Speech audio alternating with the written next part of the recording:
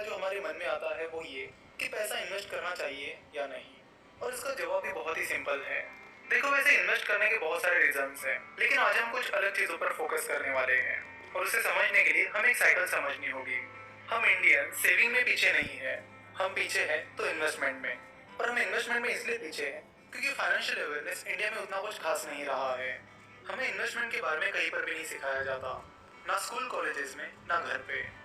देखो, आप अगर अपना घर भी चला रहे हो तो उसमें मनी मैनेजमेंट का बहुत बड़ा रोल होता है। हम जितने भी कई सारी चीजें करते हैं उनमें फाइनेंशियल मैनेजमेंट और मनी मैनेजमेंट का बहुत बड़ा रोल होता है, लेकिन हमें money management, financial management, investment इनके बारे में सिखाया ही नहीं जाता। तो इन्वेस्टमेंट को पूरी तरह समझने के लिए हमें एक साइकिल को समझना होगा।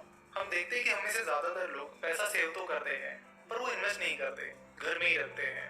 पैसा घर में रखने की वजह से वो पैसा इकोनॉमी में फ्लो नहीं होता, जिससे ना आपका पैसा बढ़ता है ना ही इकोनॉमी को आपके पैसे का कुछ फायदा होता है। तो अगर आपको अपने पैसों को बढ़ाना है तो आपको अपने पैसों को काम पर लगाना होगा। तो जब आप स्टॉक मार्केट में डायरेक्टली या इनडायरेक्टली इन्वेस्ट करते हो या स्टार्टअप्स में इन्वेस्ट करते हो तब आपका पैसा इकोनॉमी में फ्लो होने लगता है और आपके पैसों से उन कंपनीज को अपना काम बढ़ाने के लिए, अपना बिजनेस एक्सपांड करने के लिए पैसा मिलता है, जिससे कंपनीज अपना काम बढ़ाने लगती है, ज्यादा प्रोडक्शन करने लगती है, जिसका फायदा कंट्री को होता है, जिससे कंट्री का जीडीपी बढ़ने में मदद होती है।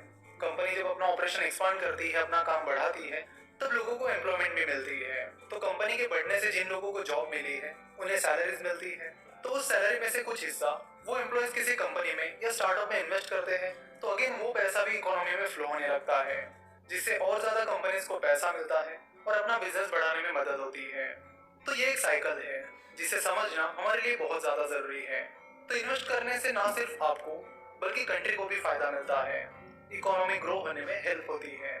सिमिलरली, जब आप एफडी यानी फिक्स डिपॉजिट करते हो तो वो पैसा बैंक्स के पास जमा होता है, फिर बैंक्स उस पैसों को किसी बिजनेस को लोन देने के लिए यूज करती है, तो उससे भी आपका पैसा इकोनॉमी में फ्लो होने में मदद होती है और इकोनॉमी को उसका फायदा मिलता है। तो चाहे आप अपना पैसा बैंक में डालिए, स्टॉक मार्केट में इन्वेस्ट करिए या म्यूचुअल फंड में इन्वेस्ट करिए, लेकिन कहीं ना कहीं अपने पैसों को आप काम पर लगाइए, उसे घर में मत रखिए। अगर आप अपना पैसा घर में रखोगे तो इन्फ्लेशन की वजह से उसकी वैल्यू कम हो जाएगी, ना आपको उसका फायदा मिलेगा ना हमारे देश को। अगर आपको इन्फ्लेशन क्या होता है ये पता नहीं है तो आपको बता दूं कि अगर आपके पास आज 1000 रुपीज है तो उस 1000 रुपीज की वैल्यू एक साल बाद उतनी नहीं रहेगी जितनी आज है, यानी उसकी वैल्यू एक साल बाद कम हो जाएगी। अगर आप 5 साल बाद बात करोगे तो 5 साल बाद और कम हो जाएगी, 10 साल बाद और कम हो जाएगी।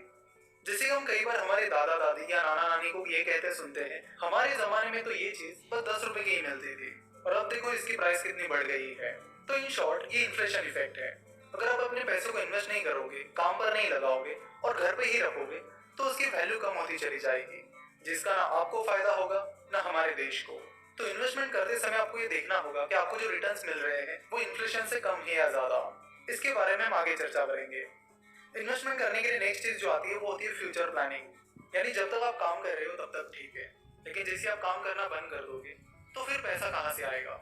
तो उसके लिए आपको फ्यूचर प्लानिंग और रिटायरमेंट प्लानिंग करनी पड़ेगी, ताकि जब आप काम करना बंद कर दोगे तब भी आपके पास पैसा बना रहे और पैसा आता रहे। साथ ही अमीर बनने के लिए, अपने डिजायर्स को पूरा करने के लिए भी आपको इन्वेस्टमेंट करना बहुत जरूरी है। तो इन्वेस्टमेंट एक टू वे गेम है, जिससे ना सिर्फ आपको बल्कि कंट्री को भी बेनिफिट मिलता है। नेक्स्ट लेक्चर में हम कुछ इन्वेस्टमेंट स्ट्रीम्स के बारे में बात करेंगे, यानी वो कौन कौन से इन्वेस्टमेंट रेवेन्यूज हैं जहां पर आप इन्वेस्ट कर सकते हो, कौन सा तरीका आपको सुटेबल हो सकता है और कौन सा नहीं। इन सब चीजों के बारे में हम नेक्स्ट लेक्चर में बात करेंगे। आशा करता हूँ कि आपको वीडियो पसंद आई होगी।